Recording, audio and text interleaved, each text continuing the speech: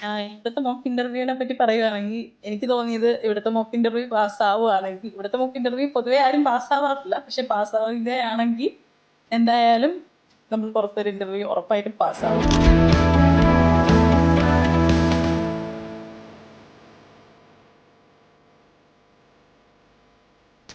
കുഴപ്പമില്ലാതെ ഭയങ്കര ടെൻഷനായിരുന്നു ഫസ്റ്റ്. നന്ദിനി ചേച്ചിയാണ് എൻ്റെ ഫാക്കൽറ്റി. അപ്പോൾ അതുകൊണ്ട് ചെറിയ ടെൻഷൻ ഉണ്ടായിരുന്നു, കാരണം നമ്മുടെ ലെവൽ അറിയാമല്ലോ.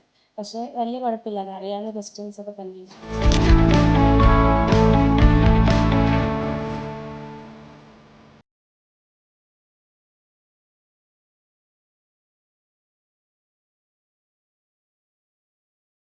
ആദ്യം കുറച്ച് ടെൻഷൻ ഉണ്ടായിരുന്നു, പിന്നെ ഓക്കെ ആയി.